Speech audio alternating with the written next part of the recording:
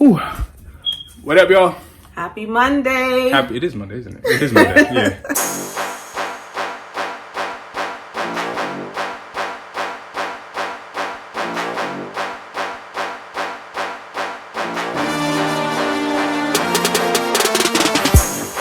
Starting off to a good week. Good start to a good week. We actually got a property under contract. Yes.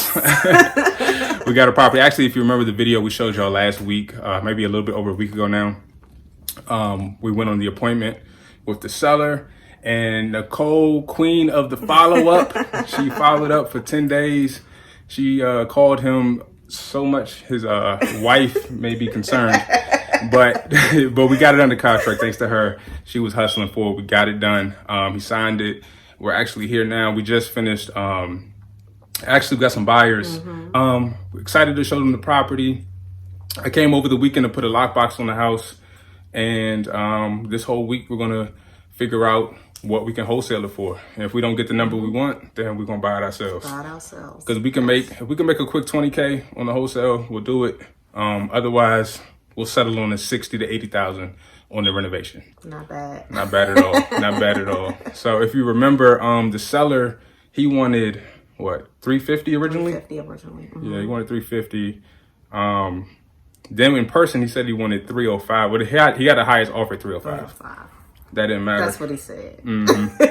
So we got it under contract at 290. So if we got it at a good price, we can get a buyer for it, or we can buy it ourselves. So you want to talk about how much work it needs again, and what we are gonna, what the ARV is? Yeah, let us show. We're gonna do. Let's do a quick walkthrough and give you all some ideas on what we're gonna do to the property if we end up buying it, or what an investor may do to it if they buy it, if we wholesale it. So let's go. So I know it looks a mess, but I'll let Nicole do a tour because she looked better than me.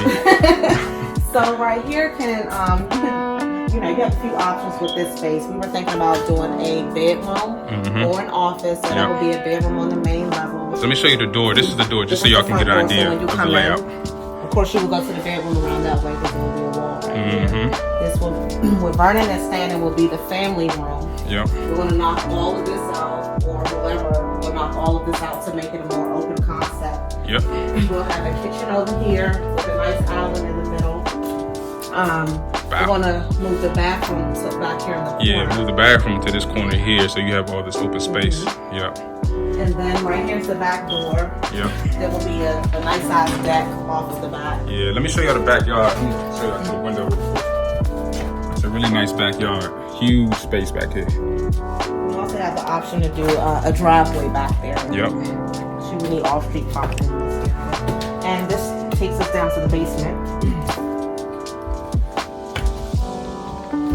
What was that? Fucking with you.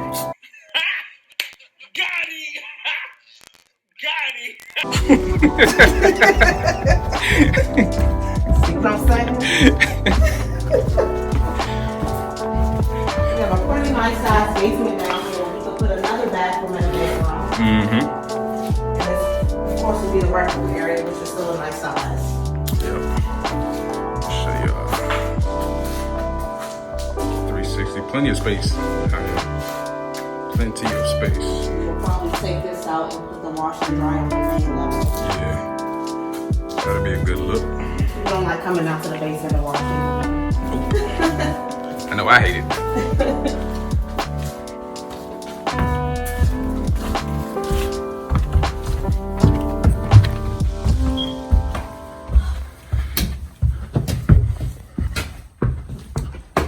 All right, let's go to the master top level penthouse. Put a railing right here instead of drywall. Oh yeah, that's a must. Yeah, you something nice would be take out this framing and put maybe iron railing. That'll be really nice. Or you could just do regular handrail, like half drywall with a handrail on top. But if it fits the budget, iron railing would be really nice here.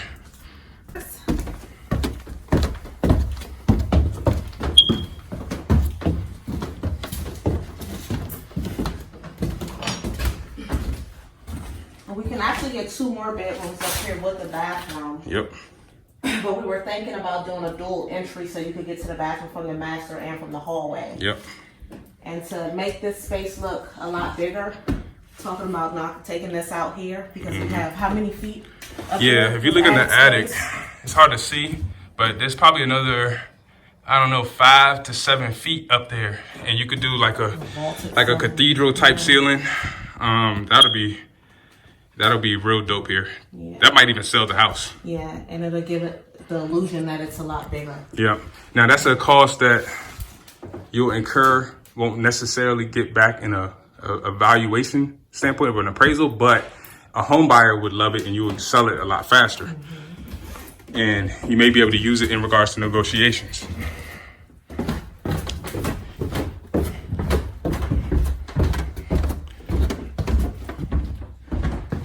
Let me get a quick shot of the outside.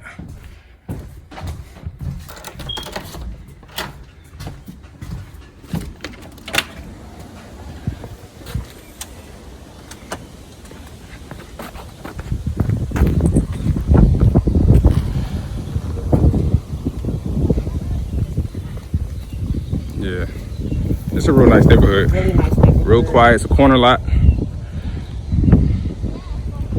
This is the historic district in Hyattsville, Maryland. Yep. Man, I couldn't find a single homeowner renovating or a single investor renovating. I guess nobody sells their house. What's up, guys? I'm on my way to the office real quick, but I just saw something that triggered me to pull over and show you all. And I think it's a good nugget of information. So if you take a look at here, I saw this. That's a property over there being renovated. Now, if you could see that there are some construction guys outside doing some work.